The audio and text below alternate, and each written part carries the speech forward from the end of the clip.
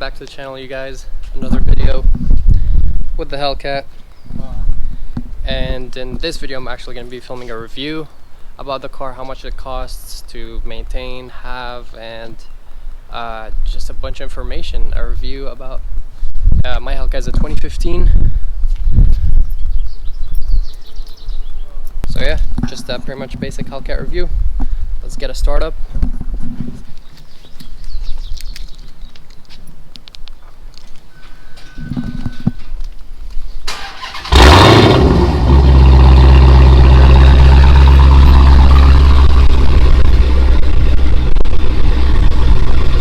Oh man, first of all, if you're considering getting a Hellcat, you should know that you're going to be spending so much more money on maintaining it, gas, all that stuff. Is not just the price of the car. If you're financially well, you know what I mean, and if you have a lot of money, this is an amazing car. Like, it's really, like, that's a beautiful thing about like these American cars, that like they're such a good value for what you're getting. Like, what other car has over 700 horsepower and has a price under like $100,000? You know what I mean? I think this car brand new, if you're getting like base everything, is about like $75,000. If you're kind of getting like the basic, like no upgrades, any of that stuff. This one has like the leather seats, as you guys can see. It has like navigation, blind spot sensor, stuff like that. So it's a bunch of like little extra additions that, like, you know, you can always add as in every other car, but for the most part they're gonna be around that price, depending on the add-ons and all that stuff, what you want to add on the car. What's up, guys? Yeah, you're gonna be part of the review. You have the SRT button right here, which is really a really nice feature, and you can customize. Obviously, eco mode is 500 horsepower. You can put it in valet mode, which you put your own like password, and it limits the power to like 300, which is like an SXT. It's actually really funny. I tried it and it feels just horrible. I don't understand people that get the V6 Challengers, because it's such a big heavy car. Having 300 horsepower literally makes it feel like, I mean, honestly, a Honda Civic felt faster than it. I'm not gonna lie, it does not go. Maybe I'm just like really used to the 700 horsepower, so it's like having 300 was just like a shit box. I don't even know where to start. Like, there's so many good things about this car. And first of all, like, I really love the user driver friendly / oriented vehicle. So like everything you need is going to be in the front display right here. You don't even need to look at this or any of the settings right here. I always like to look at my coolant temp, even though it's right here, just so when I warm it up, you have your tire pressure, trans temp, oil pressure, the oil life too, which is really nice, battery, air intake, engine torque, engine horsepower, which, like, so let me put it in park and give it a little rev. You see how like the horsepower is like instant, and like it reads it for you. It's kind of fun. Air to fuel ratio, because you know this is a supercharged car. So yeah, so like as I'm showing you guys, it has so many information that is just nice and right there in front of you. There's way more stuff like boost pressure, and just all the info you want. Ooh, there's the truck we're talking about. That's pretty sick. Yeah, that thing's nice. Obviously, the best feature about the Hellcat is the whine.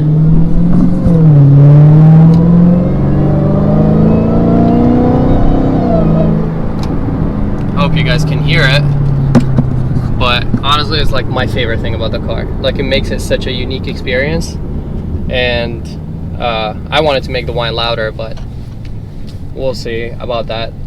Another thing is that it has performance mods also, right?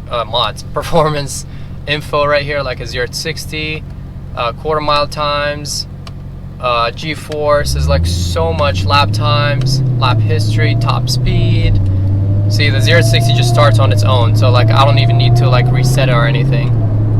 0 to 100 times, and fuel economy, just like all your information pretty much. I don't want to go over everything, but like this is not like a detailed review, it's kind of just like an overview, and it has so much information. You can diagnose the car, and the car will tell you if it has any issues, and obviously you can have like a bigger speedo. If you don't want to look at the digital, the analog ones, you have the digital one. You can switch it to kilometers with just a press of the button. So I'm pretty much trying to say is that like the car is so like easy to use, and they made it very like simple and straightforward, which I really appreciate about like Dodge. They made it really like, you know, like I drove the 720 as you guys saw on the channel, or if you didn't see, you should check out that video. And that car was so complicated, you know, like just to get in and start it, you have to press like about 4 or 5 buttons. Like it was not like an easy and like kind of straightforward thing, and it doesn't give you everything you want to look at. Like, yeah, this is just like super nice, and it got everything you need. Like I can't complain that I'm like, oh, it's missing this or it's missing that that I would like to have in this car. It just has everything.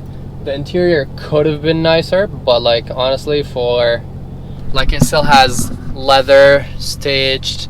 I would like this to be like cleaner. Maybe they put like a Hellcat logo instead of SRT. That would be like cooler. This in like this is not like actual plastic, like as you can see, but like it still doesn't give it that like premium feel. It should be all like leather and stitched like this right here, which the new ones actually offer. It's just like the older models like this one come with that. It's not really plastic, but it's plastic looking, like as you guys can see. It's not like hard plastic, but still it doesn't look the best. It could look better, and they definitely, like, that's a nice thing about Dodge. Like the new cars definitely look much better than the older generations interior wise.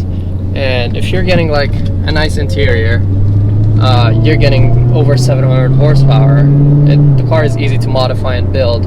It's just like, how can you complain, you know what I mean? Like, it's really hard to complain. The only thing that's about the Challenger is like the size of it and the weight. Everybody knows it's a massive car, as you guys can see. Like, this is my point of view, and the hood is massive, you know what I mean? Like it's really like far out, and it's hard like when you go to park or stuff like that and you're not used to the car. You actually have to like kind of make sure that you're not like hitting your front lip and stuff like that.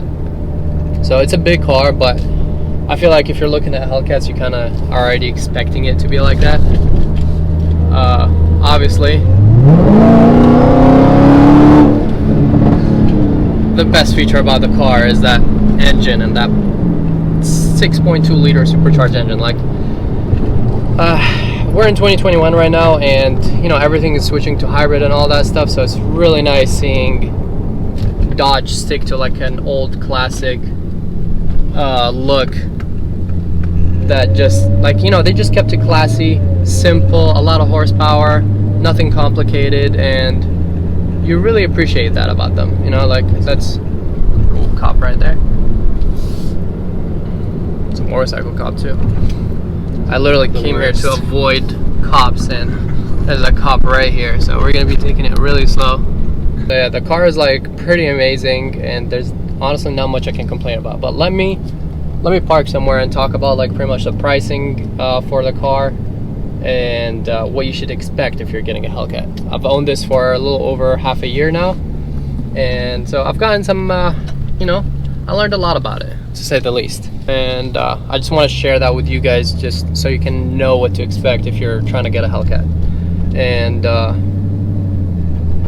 first and foremost is the gas. I fill up almost every 2 days, and I live in California, so the gas prices here are about like $70 to $80 to fill it up every 2 days. Like, if let's just say like I'm not driving it as much, and I fill up like 3 times a week, not 4 times. 3 times a week, $70. 70 by 3, that's a little like $210. So like, let's just round it down to $200. $200 a week multiplied by 4, that's $800. So you're gonna be spending $800 a month on gas. The brakes on this car are really expensive. It has massive Brembos. To replace all the brakes for this car, it's gonna be about $5,000, which is pretty insane. A lot of people actually downgrade when they have to replace the brakes, because it's just so expensive and it's ridiculous, and you're gonna need to replace those, depending on how aggressively you ride, probably every, like, I would say once a year, honestly. But like, if you ride like real aggressively, you take it to the track for whatever reason, maybe like every half a year. So let's just say like $5,000 a year just for brakes. That's a lot of money. Tires is another thing. There's a rear wheel drive car, 700 horsepower, it comes with 275s all around, or if you get the wide body, then it comes, I think, with like 305, something like that. Still, you're gonna be spinning like crazy, and like with all this power, there's gonna be a lot of rubber burn. Let's say that. And yeah, tires are also really expensive. Depending on what you get, they can range from like $300 to like $700, like a tire. So like, expect, let's just say, like another $1,000 every, I'd say, like same thing, like every half a year. Depends on the driving. Yeah, it depends exactly how you drive it. A lot of people get these cars to swing and all that, which obviously is amazing and is a lot of fun. That's what it's made for, in my opinion. So yeah, about $1,000 every like half a year, so like maybe $2,000 a year. So you have $2,000 a year for like tires, $5,000 for brakes. That's minus like any maintenance, any of that stuff. Oil changes, you need to be regular with this car, because like, you know, high performance engines, they need regular oil changes. You can't just like put cheap stuff in it. So that's gonna cost you some more money. With the gas, we said like about $800 a month on average, and that's with rounding the numbers down. So like 800 multiplied by 12 is what, maybe like $10,000? Did I do? Around, maybe a little less. Actually about 10,000. Let's see, he's doing the math right now. 800 by 12? $9,600. $9,600. So almost $10,000 plus 5 plus the tires. You're looking at about like $17,000 a year just to have this car, you know. And that's, I'm not talking about like if everything is good and nothing goes wrong with it. So it's a lot, you know what I mean? It's not just oh, let me buy a Hellcat, used Hellcat for like $50,000-$60,000 and that's it. Trust me, because if you're financing the car, you're probably going to be paying about $700-$800 a month, depending on your credit and all that stuff. But then you're going to be spending another $800 on gas. That's already double the amount you're paying, and then you have gas and all that. So you're looking at about $2,000 a month if you want to drive this car like regularly and all that. So it's pretty expensive. And to make this review even better, I'm actually gonna let you drive it. Oh shit, okay. Yep. I was expecting that.